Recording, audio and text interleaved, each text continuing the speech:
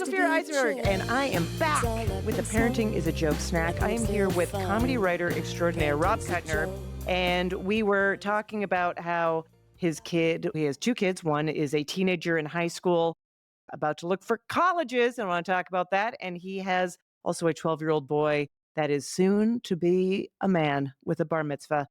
Rob, okay, so you're looking at colleges. You went to Princeton, my friend, which is illustrious Ivy League. Do you care about what college your daughter is going to? Are you willing to spend No, whatever it takes? no, I mean, I also, I'm not at all, in the Kool-Aid about that, about Ivy League or she has to go to my school and all that stuff like that. And I think it was a good experience for me, but I don't think it's for her. It's extraordinarily expensive now. It's extraordinarily hard to get Yeah, into. And honestly, the Ivy Leagues have been a little weird for Jews, if I'm just putting it on the that's table right now the past few yeah, years. That's one way to put it. Whatever your politics are, it's been a weird, awkward place to be a Jew in all kinds of terrible. different ways. Yeah, so, it just wasn't even really in the cards, and also they're just so hard to get into, and honestly, we also our daughter wants to be a bit closer to home or family, so basically we've narrowed it down to California or the Southeast where a lot of my relatives are, and that's Okay. helpful. It's helpful to just sort of look geographically because there's still so many colleges, you have a lot of choices, and I want her to pick the one that she's the happiest at, that makes the most sense for her, and that's all I care about. Does she have an idea of what she's studying or wants to pursue? She's got interest in, business and finance and maybe an accounting degree and stuff, which is way more a clue than I had when I was in 11th grade. Yeah, Mr. Um, Cultural Anthropology, no shade I thrown, since know, that's what I have. right, that's definitely job market friendly right there, that anthropology degree. With a Russian studies chaser, By the way, everybody's my looking for my minor was in critical theory of theater. theater. I can hear the RE when you say that. That's the way we say it. It's the way we write Theater, it. And you know what? I like my right. checks with a Q, Yes, just to be exactly. clear. Okay, so I want to talk about your teenage daughter for a second. Do you have to say no to her a lot? Are you a disciplinarian with, everyone talks about the wild teenage years, and also they are always, oh, the girls. If you have a boy, they're like, you're so lucky. The girls, the girls. How's it going for you? Yeah, kinda like that. The converse of what I said before about, how they're less destructive when they're young is that they're way more emotionally, in free fall. As you may recall or Yeah. have heard legends of, Yeah. it's a whole thing going on with everything, especially nowadays. It's really hard to be a girl, honestly, nowadays, and especially a Oh, teenage girl. It's just, almost and the pressure is greater, I think, in schools and all that stuff. They're pressuring them earlier and earlier. There's so much, FOMO and so much, you're missing out and also you're not doing as well, the competition, we try so to me, there's so much of that going on that, discipline and she's a good kid, she's disciplined and all that. She doesn't act out or do anything that's, bad. It's just, navigating all that stuff with her is really challenging, and then she wants to take it out on us because it's she holds it all together all day. Maybe this still happens, I think, for people in the adult world, you hold it all together all day. She does great in class, her teachers love her and all stuff like that, but then the students are shitty or sometimes the administration's shitty. She comes home and it's we're there for her and we're not gonna leave her so she can just let loose. You know what I unleash. mean? Yeah. It's nice that you recognize that. Is that from years of therapy or some good books, or is that I've you? read a lot of I've read a lot of parenting books, and I've also forgotten most of what's in them, but, But you've read a lot of parenting books. I mean, I it was more optimistic than realistic, I think, that because you don't that stuff doesn't stay with you, I think, No. I think it's I mean, they're all the same book too, they're all exactly okay, listen to them and say, "Oh, I see what's going on. Here's what I'm thinking. Oh, but what do we think?" It's just that kind of thing that you never actually do because, your dinosaur brain is raging, your adrenaline's going, you're in fight or flight. You can't do that when actual shit is happening. And So I have done it even with my 9-year-old. I'm like, "Oh, that's so interesting you're feeling that way. You know what I'm thinking?" He's like, "Shut up!" Like, right, sometimes it right. does Oh, not work. that was my favorite. My daughter probably when she was your kid's age, they're so savvy nowadays about this. She's like, "Are you using therapy talking to me again?" They learn from, TikTok and all this Oh, stuff and yeah. all this sort of My mental health trend is feelings. right, right, exactly. So She says, "Don't psychoanalyze." I get that a lot at age 16. oh, of Stop course you do. psychoanalyzing. I mean, so she's smart. Yep. So when you say the pressure's on, I understand the school stuff and I understand people. God, I remember when I was looking for a preschool for my child. People are like, "What preschool is he going to?" And I kept saying that his safety school was Brown. And I felt like people took me at face value. Like they were like, "Oh, that's interesting." No, I'm joking. Anyways, but the social media aspect, is that what you're talking about? Is the extra pressure? There's some of that, and I think there's also just the plain social pressure, like, girls are I mean, in my observation, the ones you see experience, but the girls are just brutal and judgmental and follow the pack, right? And they're all competing about who's accessorizing them, and they compete on everything in this way that, in a way, kind of to generalize, boys get the competition thing out on the field, even though I was terrible at sports and I hated sports, but, like, boys have a more kind of aggressive way of just competing, and girls do it, I think, in sort of little status things like that, Yeah. and that stuff is just hard to navigate, especially because it always comes with money and that sort of stuff is you can never win at it. There's never any winning. So are you dealing with any like boyfriend stuff or dating? Is that in her? We had she just she wasn't into that at all, and then suddenly she had a boyfriend Oh, wow. for, like, 9 months, and we weren't allowed to meet him for, like, 3 months, It's like it's quite different from that 8 simple rules for dating my teenage daughter world where, like, we were too embarrassing to be, for to risk that we might, like, jeopardize the relationship with our cringiness. He was actually a pretty nice guy, and it was very innocent. It was like both of them, their first time, and we weren't concerned about stuff, and, it was very kind of, like, recreational, I think, in, like, the gentlest sense of the term. It was kind of Cute. like, "Oh, Yeah. oh, no, I have a boyfriend now, we go on dates and stuff like that," and it was nice, and then there was a breakup. Oh, no. It was not on her of her doing. Oh. We actually Oh, think it no. was the parents. We think it was his parents because he was trying to buckle down for college. They were fine with her, but he was like grades were falling. He had been Uh-huh. looking at colleges. And she was to be fair, she was taking a lot of his time, and not even the worst way, but just the natural way. And because it just suddenly came out of nowhere. Like, it was just a weird thing came out of nowhere, so we think he was pressured out of it. But that was really hard. That was so hard, Yeah. especially because they were together for 9 months. Like, your first relationship at that age was Oh, a whole yeah, different that's a long and then time. suddenly and then going cold turkey. So and thank God my wife took the brunt of that because they're sort of like female spirit guide buddies right now. She used to be kind of a daddy's girl, which is interesting, and be kind of aloof to her mother, and then it just turned on a dime when she hit puberty because it was like, I need a guide, a guru. Yes. Suddenly I was unacceptable. And so basically, I would say that there was almost a month really of just my wife. A lot of Gilmore Girls was watched. Perfect. A lot of acai bowls were made. Do you ever get involved with either of your kids of what they're wearing? Are you ever like, "Not okay, don't like this"? I gave up on that a long time ago. You did, but you tried. Well, with her, first of all, she's got a better style sense than my wife and I, combined. Like, she goes thrifting. Yeah. She used to get stuff on Depop. Like, she has an eye for this stuff. Like, she would get Vogue. Like, she was just on top of that stuff. And like, my wife and I dressed pretty close to the same. Like, she doesn't wear like she wears like women's clothes, but not like girly clothes. If you know what I'm saying, You're both you wearing know, plaid shirts, plaid flannels, we're that's both your wearing thing? plaid shirts. Yeah. Okay. My wife and I are both lesbians, basically, is what I'm saying. But she doesn't care about that. She doesn't wear makeup out, except when she dresses up for events. She wears Sure. dresses and makeup. But so she's not interested in that stuff at all, and that's fine. But it's so disappointing to the daughter. She's like, "Oh, you dress like a." She said she had coastal grandmother style, which was a whole thing. It's so insulting. Coastal grandmother. Coastal grandmother. You know what? I'm out of it. I haven't heard that, and that is amazing. It's amazing. And then she said, "You have such a 2000 style to you." And I'm like, "What?"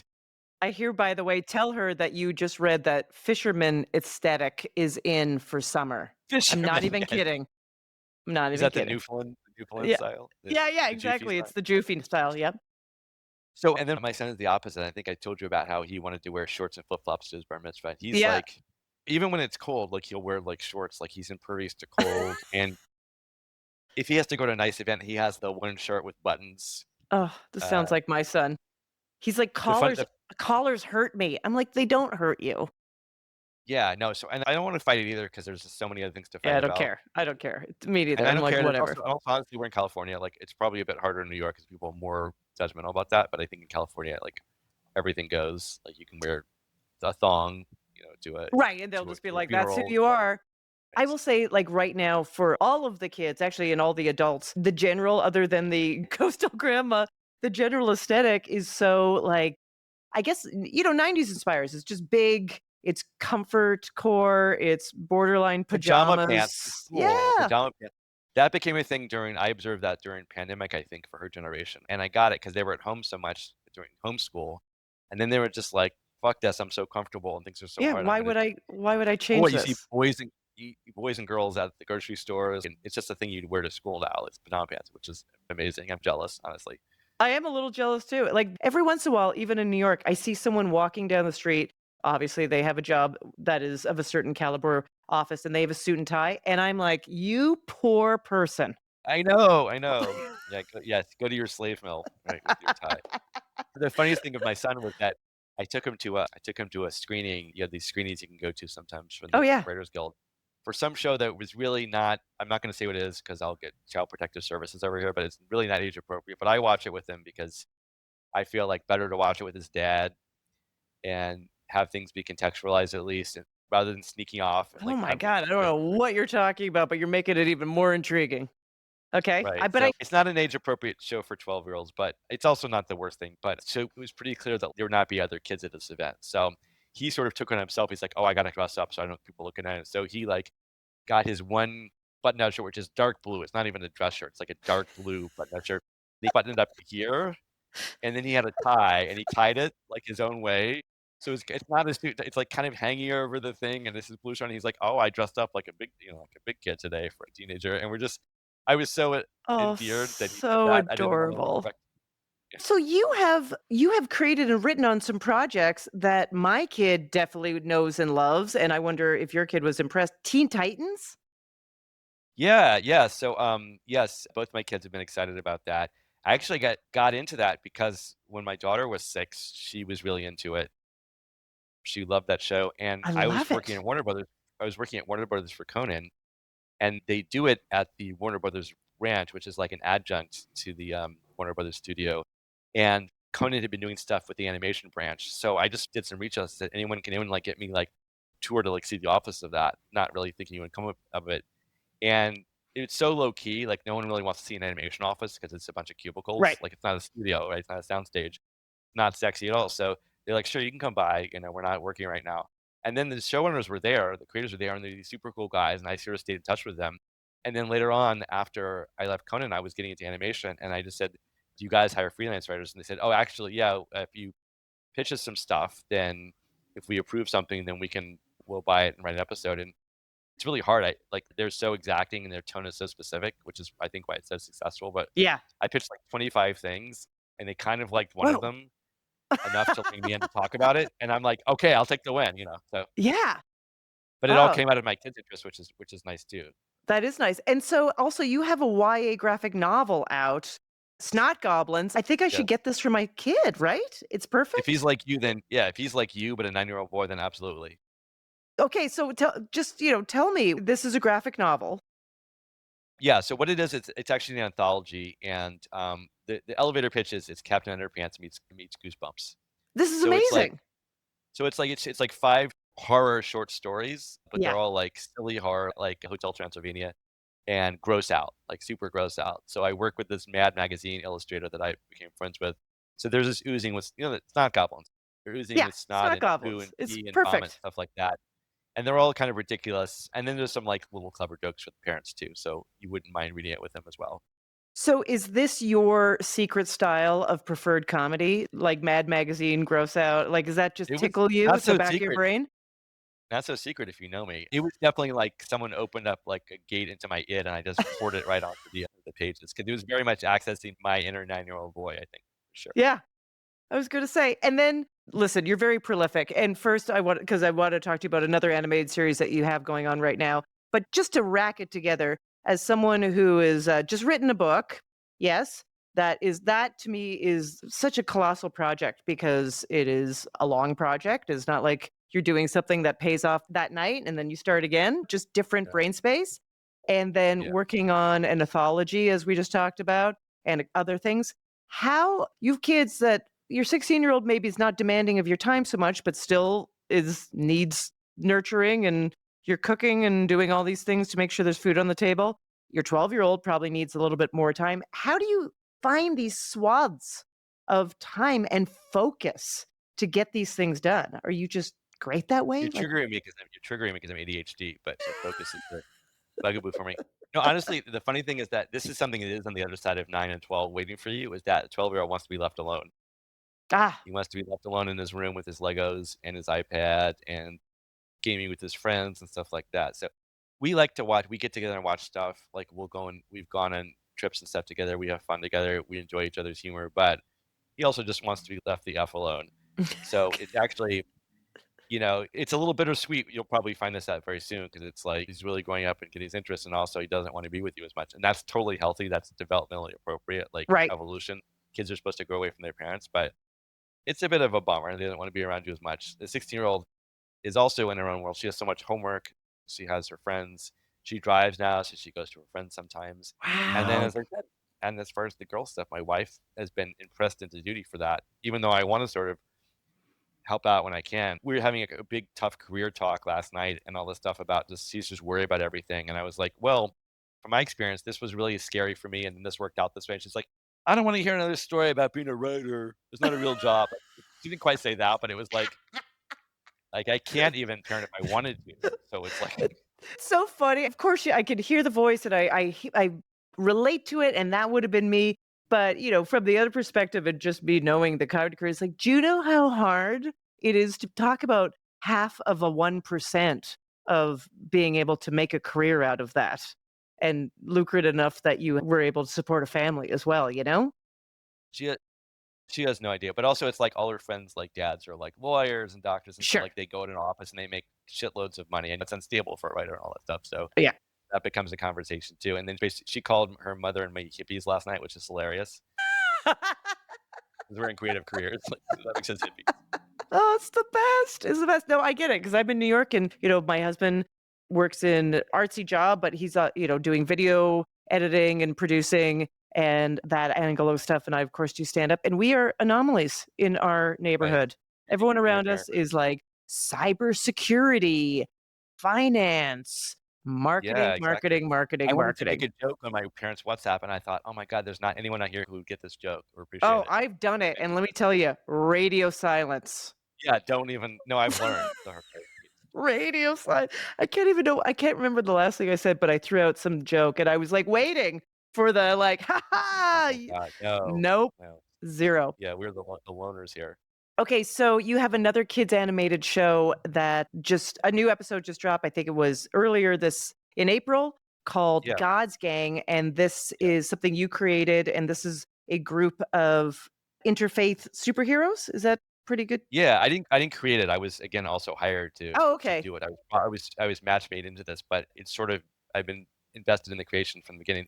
This Israeli entrepreneur who used to work for Disney marketing and then made a lot of money in tech and then had spiritual awakening, had always had this idea about the Power Rangers. He loves the Power Rangers. He likes kung fu stuff. He's like, what if we could do that, but sort of with a buried positive message about cooperation across differences? And his version of Interesting. that was, and he's very spiritual, so his very difference is that it's like, what if we could show the different religions being the differences, but all working together like a Scooby Doo gang going around like in a van fighting evil. And so he assembled like he got character art, he got a marketing team and stuff, but he didn't have a writer for it because he was kind of from the business world side of things. And a mutual introduced us, and this was right after I left Conan and I was kind of desperately looking for work, and I was getting into animation, and this kind of he showed this to me, and he said, my friend, mutual friend, showed it. He said, "This is kind of crazy, this idea." And I looked at it, I was like, "Oh, this is crazy in like the best way." Because it hasn't been tried. It's a little risky, but it's also kind of like meaningful, I think, but also fun. So it was really like it really hit all the buttons for me. And so I helped develop the characters a bit, which they had already come up with when I made them deeper. And then I became the scriptwriter for it. And so we're putting it online because it's controversial for studios they're probably not going to buy a religion product like in the front door. But we're growing an online audience in the hopes that like a bunch of shows have done that, maybe even some that your kid watches, like this one Has Been Hotel or The Amazing Digital Circus. Some Oh, some of yeah, these shows sure.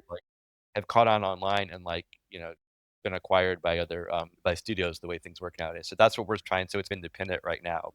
And then they run out of money sometimes, and then we have to wait until they get more money, investor money and that sort of stuff. But I Sure. think it's going in a good direction and it's been very cool to be part of it. I love it. I love it. Okay, so many products. Listeners, listen, Rob's family needs more money, okay? That's what I'm trying to say. They're Bottom line, hippies. There are these hippies that's that are just trying to get these 2 kids that raised. self doesn't buy itself.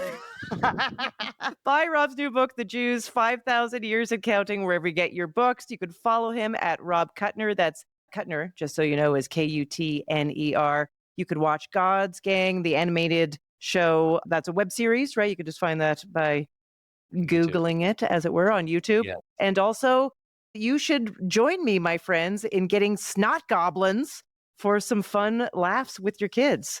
Thanks so much, Rob. I'm glad Thanks after so much. all this time we made this happen. What a pleasure. I think it was worth the wait. I think it was very tantric almost, like, in terms of, like, the creative intensity. And we'll leave it on that note. We'll leave it on that note.